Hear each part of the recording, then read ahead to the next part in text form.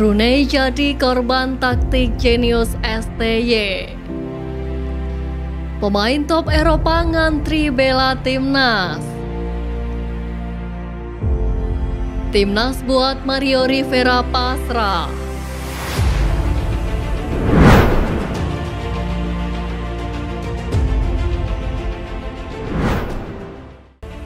Brunei jadi korban taktik jenius STY.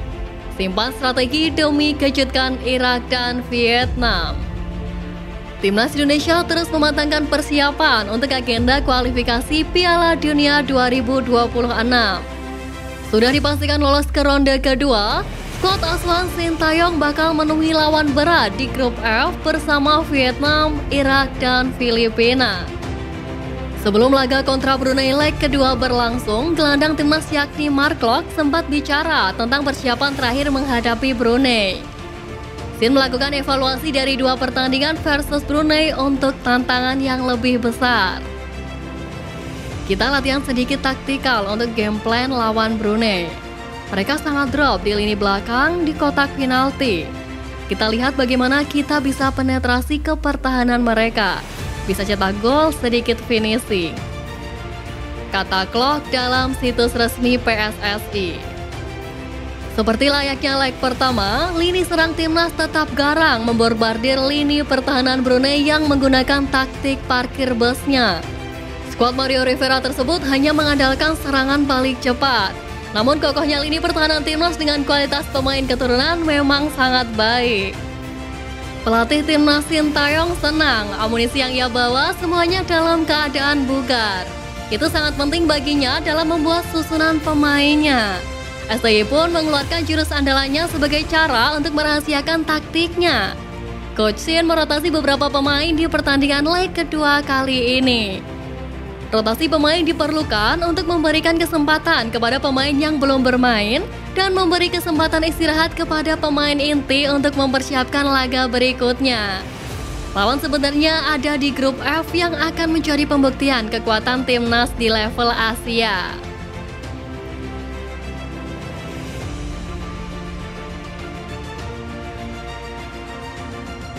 PSSI kebanjiran minat naturalisasi. Pemain top Eropa ngantri bela timnas. Demi target tinggi di Piala Asia mendatang, timnas Indonesia dikabarkan bakal menambah amunisi dengan menggait sejumlah pemain keturunan dari kompetisi Eropa.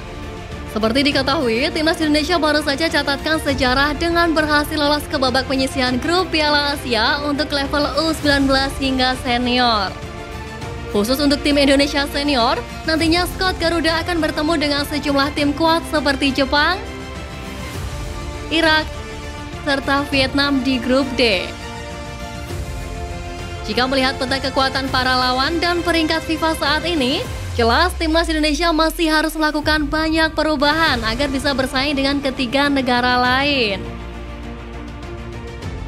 Tak cuma mematangkan taktik, pelatih Sintayong juga dikabarkan telah melirik beberapa pemain keturunan dari Eropa untuk menambah kekuatan timnas Indonesia.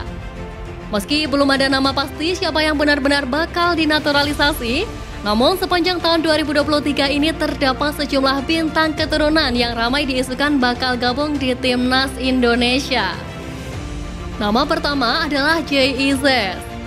Pemain 23 tahun ini digadang-gadang bakal jadi kekuatan baru lini tengah timnas Indonesia pada Piala Asia mendatang. Bahkan pemain Venezia di Serie B Liga Italia ini telah datang ke Indonesia beberapa waktu lalu dan disambut langsung oleh Ketua Umum PSSI Erick Thohir. Berikutnya, bintang muda milik Swansea ini jadi sensasi lantaran ikut hadir ke Stadion Gelora Bung Karno untuk menyaksikan pertandingan timnas Indonesia melawan Brunei Darussalam. Bahkan pemain berusia 21 tahun itu telah berdiskusi panjang dengan Ketua PSSI, termasuk posisi idealnya jika nanti resmi memperkuat timnas Indonesia. Nama Tom Haye muncul setelah timnas Indonesia gagal mendapatkan Thierry Reinders yang resmi memperkuat timnas Belanda. Pemain 28 tahun dari klub SC Heerenveen tersebut jadi opsi timnas Indonesia buat memperkuat lini tengah, serta diharapkan bisa jadi tandem sempurna Mark Klok sebagai pengatur serangan. Terakhir adalah Ryan Flamini.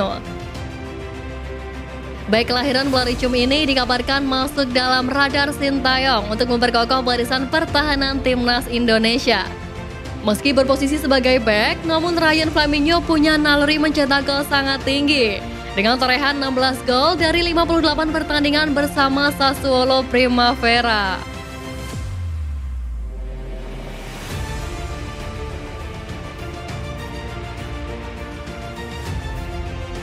Gugur sebelum bertempur, timnas buat Mario Rivera pasrah. Sebelum laga leg kedua dihelat, pelatih Brunei Darussalam Mario Rivera Campesino realistis tidak kejar ketertinggalan 6 gol dari timnas Indonesia di leg 2 pertandingan. Brunei tidak fokus untuk mengejar defisit skor 0-6. Walaupun demikian, ia memberikan jaminan bahwa Brunei tetap memiliki tekad untuk meraih kemenangan dalam pertemuan kedua mereka melawan timnas Indonesia dalam babak awal kualifikasi Piala Dunia 2026 zona Asia. Meski sulit, tetapi Mario Rivera dengan penuh keyakinan menyebutkan bahwa dalam pertandingan mendatang timnya akan berusaha keras untuk menciptakan kejutan dengan meraih kemenangan dan menjadikan kekalahan dari timnas Indonesia sebagai pengalaman berharga untuk lebih maju di masa depan. Realistis saja, kami saat ini berada dalam posisi yang tidak menguntungkan. Dan kami sadar bahwa mengatasi defisit 6-0 adalah hal yang sangat sulit, ujar Mario Rivera. Terkait kualitas sepak bola, Rivera tidak bisa mengelak dari kenyataan bahwa terdapat kesenjangan besar antara sepak bola Brunei dan Indonesia. Meskipun demikian, ia dan timnya tetap berkomitmen untuk memberikan penampilan terbaik dan mencoba meraih hasil positif dalam pertandingan di masa depan.